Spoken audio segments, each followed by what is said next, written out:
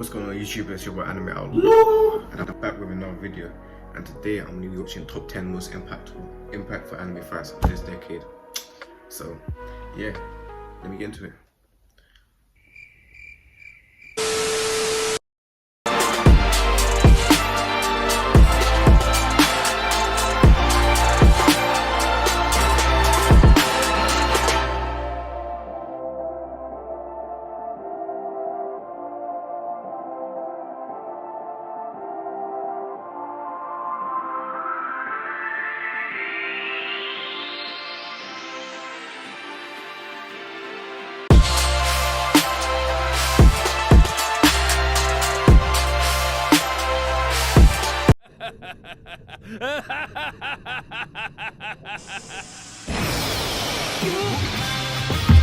How's it going, anime lovers? Hope you're having an amazing day. And if not, that's about to change because I've got something very special for you. With this decade coming to an end, today we'll be looking at some of the best and most impactful anime fights we've witnessed throughout the past 10 years. So get cozy and prepare yourself. Let's go. Okay, first, Goku vs. Dragon Ball sequel. We start off with one of the most iconic fights from the Dragon Ball franchise, Goku vs. Jiren. Obviously, this list wouldn't be complete without Dragon Ball in it now, would it? Despite what the artsy and selective anime fan may tell you, creating a shonen battle is a form of art. Having said that, Goku vs. Jiren's easily one of the flashiest fights in Dragon Ball history. When the two finally clash, Goku's outmatched big time.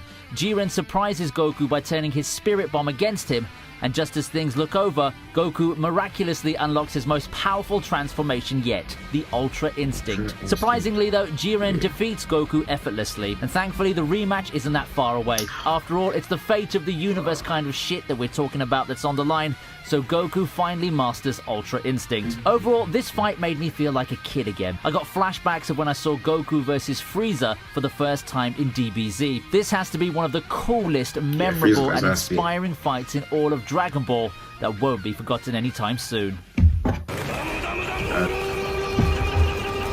I'm more sure doing it. Actually, I'm more sure to the Next, it's Jotaro versus Dio from JoJo's Bizarre Adventure Stardust Crusaders. As for this being JoJo's #1 fight, hardcore fans might put this on their own list of best fights in anime because it's a pure mix of brain, brawn, and balls to the walls. After emerging from the shadows, Dio's back, but this time with his OP stand ability, the World, which can freeze time minimally, but enough to do some maximum damage. The fight goes all around the streets of Kayou, causing mayhem. They push each other to the brink, and it eventually comes down to wits. In one instance, when Jotaro's knocked down from a knife attack, he purposely stops his heart from beating just to play possum, and throws a devastating sucker punch before Dio can freeze time. Just when you think it's all over though, Dio finds a way to come back.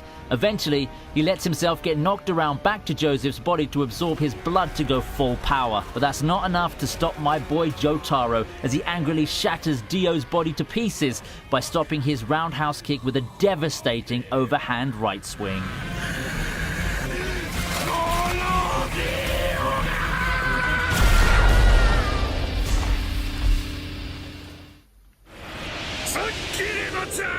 Oh, Luffy versus Karakuri. Oh, that was a good one. That was a good one.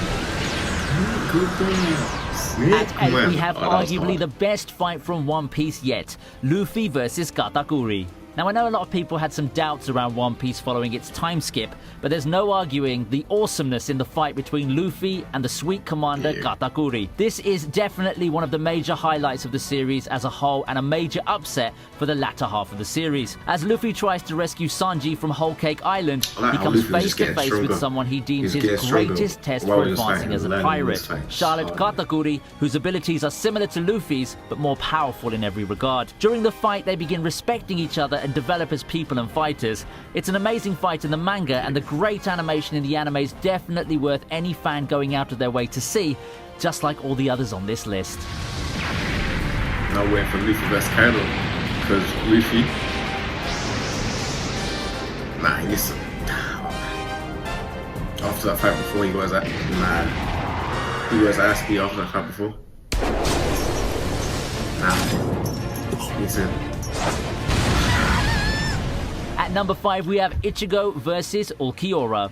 Ichigo's long-running rivalry with the emotionless Ulquiorra finally comes to an end in dramatic, over-the-top fashion, just the way we like it. Ulquiorra has proven to be one of Ichigo's toughest opponents. The audience was put in real suspense when Ulquiorra landed a successful Cero Oscuras on Ichigo, but Ulquiorra had no idea he'd just signed his own death sentence with the attack by helping Ichigo take on his newest, powerful and terrifying hollow form. This is the moment when the two swap places, with Ichigo's new form revealing his deep demonic nature and Ulquiorra's first experience with fear proving that he's just as flawed as the humans he looks on from above. The fight is epic, seeing how faster and unpredictable Ichigo is compared to Ulquiorra when he's transformed, making it a living hell for him.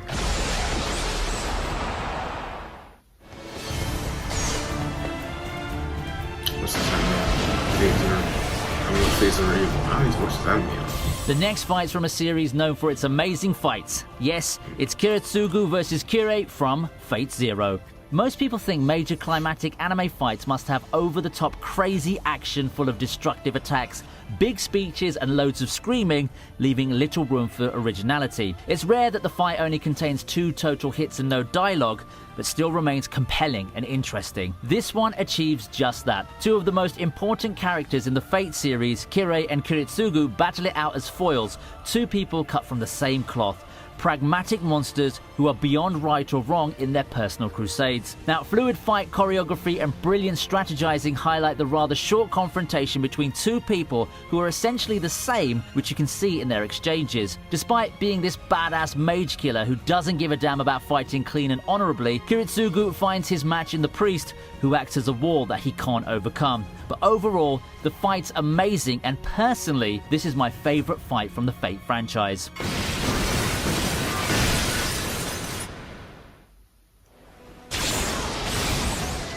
Naruto vs Sasuke. Final fight. Next on the list, it's Naruto versus Sasuke. Of course, this list wouldn't be complete without the fans' favorite frenemies, Naruto and Sasuke. These two have been close friends, rivals, and to some extent, enemies as well. Their fight starts in the final valley, where they exchange their ideas and beliefs about the world. Sasuke wants to start a revolution by killing 5 Kages in charge of the 5 hidden villages. Naruto, of course, disagrees and tells him he's taking the wrong path. Seeing 2 close friends fight with everything they have, throwing their most powerful jutsus at one another was heart-crushing, but we knew it was only a matter of time before this happened anyway. This fight was amazingly well choreographed, and those flashbacks really made us all emotional. In the end, Sasuke's Chidori and Naruto's Rasengan collided, resulting in a big explosion, causing both of them to lose a hand. Lying down on the ground, Sasuke admits defeat. Even after all of Sasuke's shit, Naruto still wasn't willing to give up on him. That's what real friends do, and thankfully, Sasuke acknowledged that.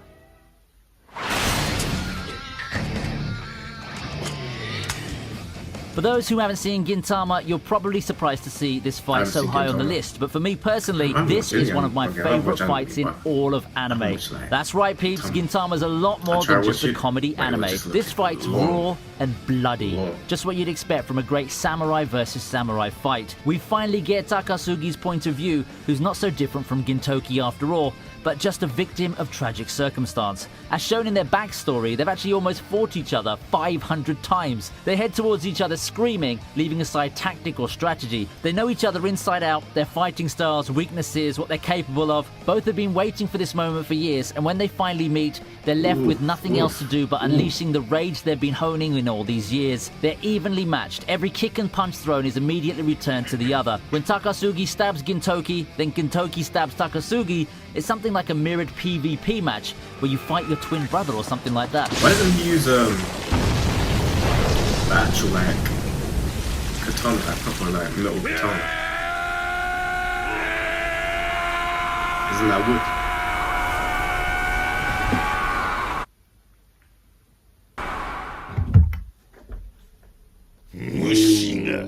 Hunter Hunter? Nah. The camera and arc? That was hard. It's like making me think, like. And at number one, we have, without a doubt, one of the best fights in the Hunter x Hunter anime and anime in general.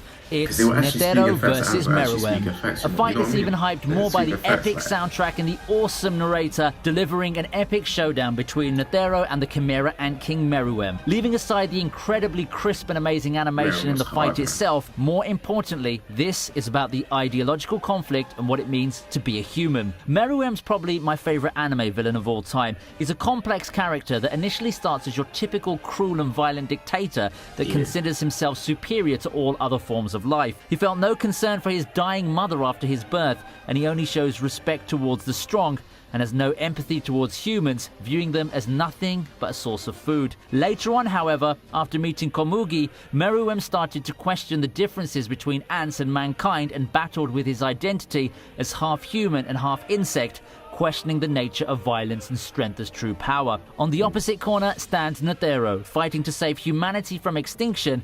That and, well, because he really just likes a good old fight, Netero dedicated his life to martial arts. Similarly to the king, he displayed a great deal of pride when it comes to his own abilities. His goal in life is to find a worthy adversary that he can fight with his whole spirit. They both admire and acknowledge each other as worthy opponents, though it looks like the fight could go either way with no clear indication who's ultimately going to win. Soon enough, we see that the king sees holes in Netero's patterns, taking advantage of them to get through the hands of his stand. I mean, Bodhisattva. Netero's mistake initially costs him his right leg, but the old man continues to fight, brushing it off like no big deal, calling it just a lucky punch. After that, if this old man isn't the biggest badass in the show, then I don't know who is. The king's physical superiority against Netero's superior will is like a battle between an unstoppable force and an immovable object. In the end, it seems that the king got the best of him, and just as we think this at the end, Netero reveals that he had a final trick up his sleeve. The miniature rose,